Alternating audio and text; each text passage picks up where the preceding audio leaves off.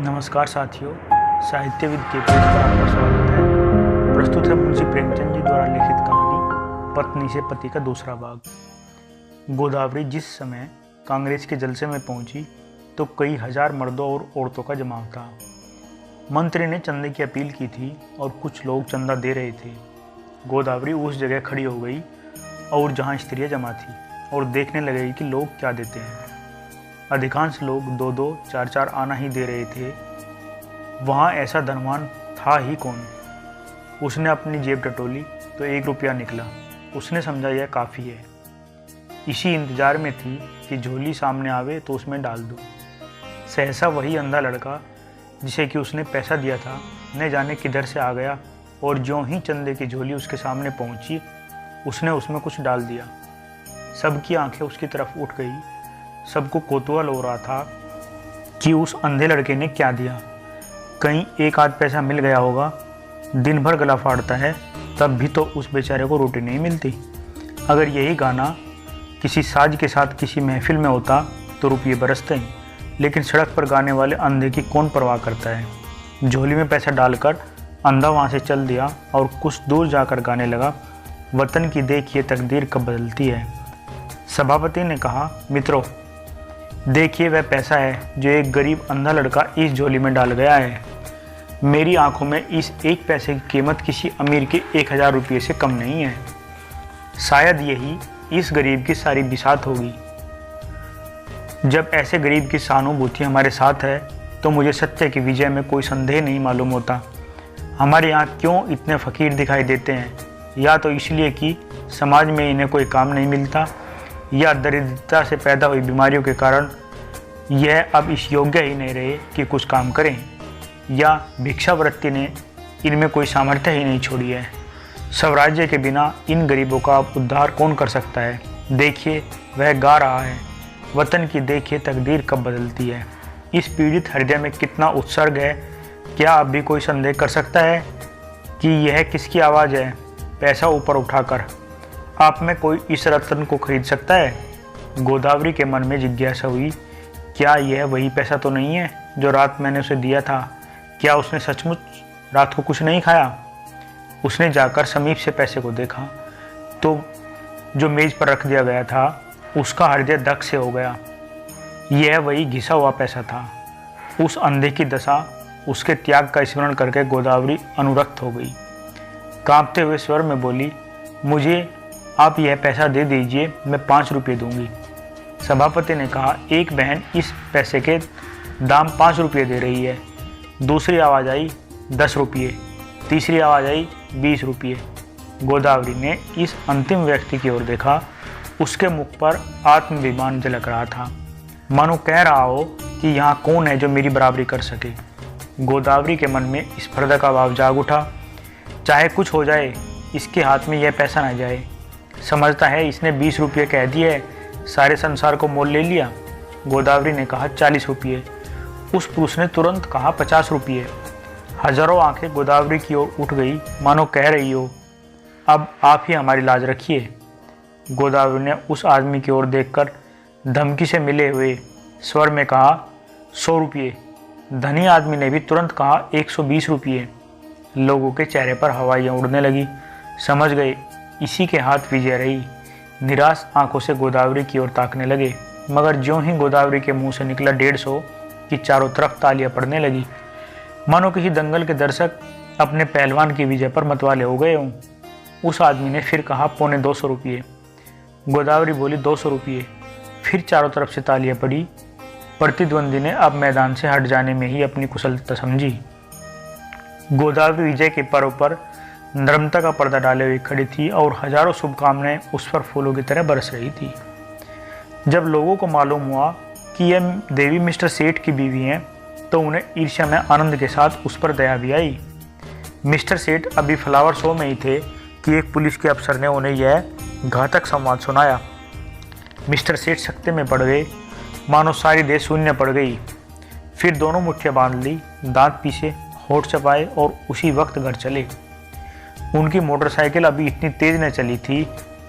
घर में कदम रखते ही उन्होंने चिंगारियों भरी आंखों से देखते हुए कहा, क्या तुम मेरे मुंह में कालिख पुतवाना चाहती हो।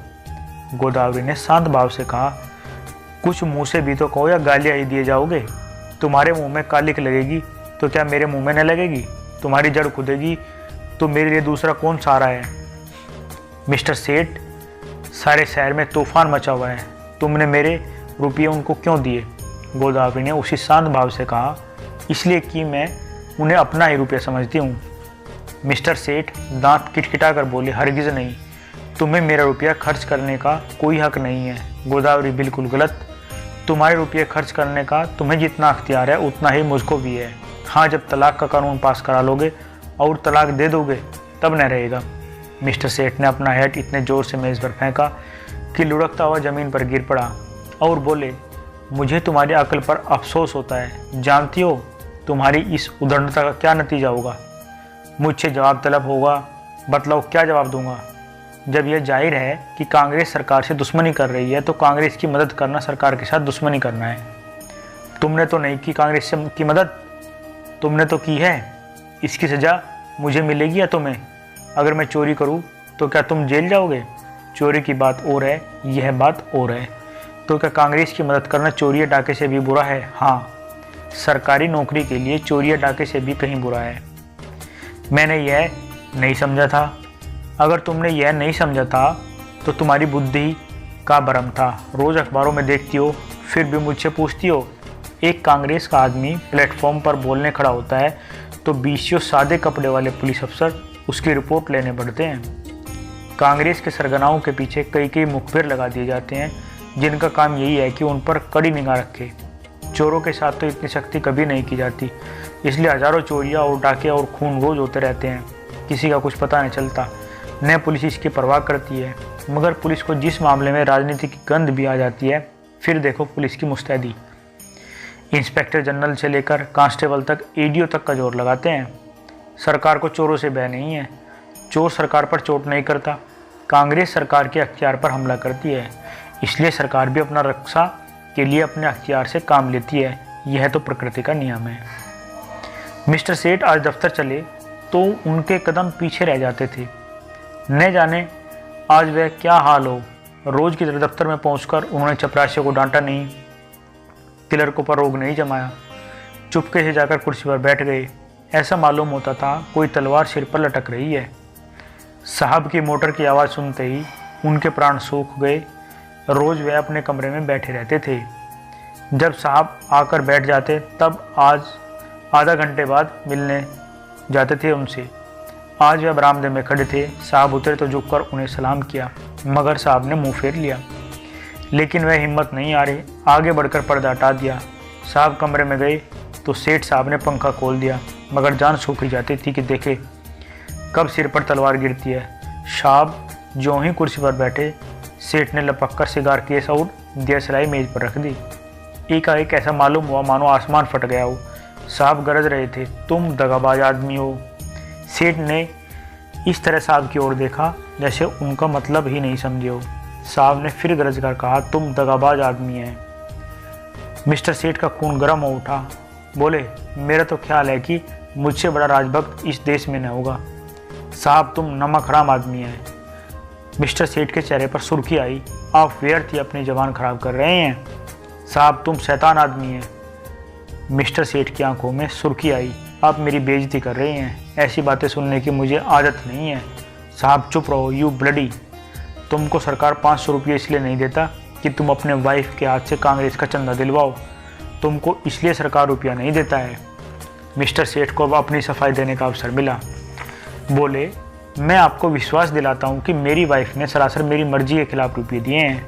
मैं तो उस वक्त फ्लावर शो देखने गया था जहाँ मिस फ्रांक का गुलदस्ता 5 रुपये में लिया। वहाँ से लौटा तो मुझे यह खबर मिली। साहब, ओह, तुम हमको बेवकूफ़ बनाता है। यह बात अग्निशिला की भांति जो ही साहब के मस्तिष्क में घुसी, उनके मिजाज का पारा उबाल के दर्जे तक पहुँच गया। किसी हिंदुस्तानी की इतनी मजाल कि उन्हें बेवकूफ़ बनाए। वह जो हिंदुस्तान के बादशाह हैं, जिनके पास बड़े बड़े तालुकेदार सलाम करने आते हैं, जिनके नौकरों को बड़े बड़े रईस नजराना देते हैं, उन्हीं को कोई बेवकूफ़ बनाए। उसके लिए वह ऐसा है था। रूल उठाकर दौड़ा। लेकिन मिस्टर सेठ भी मजबूत आदमी थे। यूँ वह हर तरह की खुशामद किया करते, लेकिन यह अपमान स्वीकार न कर सके। उन्होंने रूल को तो हाथ पर लिया और एक डग आगे बढ़कर ऐसा घूंसा साहब के मुंह पर रसीद कर दिया कि साहब की आंखों के सामने अंधेरा छा गया। वह इस मुष्टि प्रहार के लिए तैयार न थे। उन्होंने कई बार इसका अनुभव हो चुका था कि नेटिव बहुत शांत, दब्बो और गमखोर होता है। विशेषकर साहबों के सामने तो उनकी जबान तक नहीं खुलती। कुर्सी पर बैठकर नाक का खून पहुँचने लगा। फिर मिस्टर सेठ से उलझने की उसकी हिम्मत ही न पड़ी, मगर दिल में सोच रहा था इसे कैसे नीचा दिखाऊं। मिस्टर सेठ भी अपने कमरे में आकर इस परिस्थिति पर विचार करने लगे। उन्हें बिल्कुल खेद न था, बल्कि वह अपने साहस पर प्रसन्न थे। इसकी बदमाशी तो देखो, मुझ पर रूल चला दिया। जितना दबता था उतना ही दबाया जाता था। मैम यारों के लिए घुमा करती है, उससे बोलने की हिम्मत नहीं पड़ती। मुझसे शेर बन गया। अब दौड़ेगा कमिश्नर के पास, मुझे बर्खास्त कराए बगैर नहीं छोड़ेगा। यह सब कुछ गोदावरी के कारण हो रहा है। बेइज्जती तो हो ही गई, अब रोटियों को भी मोहताज होना पड़ेगा। मुझे तो कोई पूछेगा भी नहीं। बर्खास्ती का परवान आ जाएगा। अपील कहाँ होगी? सेक्रेटरी है हिंदुस्तानी मगर अंग्रेज़ों से भी ज़्यादा अंग्रेज़। होम मेंबर भी हिंदुस्तानी है मगर अंग्रेज़ों के गुलाम। गोदावरी के चंदे का हाल सुनते ही उन्हें जूड़ी चढ़ाएगी। न्याय की आशा किसी से नहीं है। अब यहाँ से निकल जाने की में ही कुशलता है। उन्होंने तुरंत एक इस्तीफा लिखा और साहब के पास भेज दिया। साहब ने उस पर लिख दिया बर्खास्त। दोपहर को जब मिस्टर सेठ मुंह लटकाए हुए घर पहुंचे तो गोदावरी ने पूछा, आज जल्दी कैसे आ गई? मिस्टर सेठ देखती हुई आंखों से देखकर बोले, जिस बात पर लगी थी वह हो गई, अब रहो, सिर पर हाथ रखे। गोदावरी, बात क्या हुई है, कुछ कहो भी तो। सेठ, बात क्या हुई? उसने आंखें दिखाई, मैंने चांटा जमाया और इस्तीफा देकर चला आया। गोदावरी, इस्तीफा देने की क्या जल्दी थी? सेठ, और क्या, सिर के बाल नचरवाता? तुम्हारा यही हाल है तो आज नहीं कल अलग होना ही पड़ता। गोदावरी, खैर जो हुआ अच्छा ही हुआ, आज से तुम भी कांग्रेस में शरीक हो जाओ।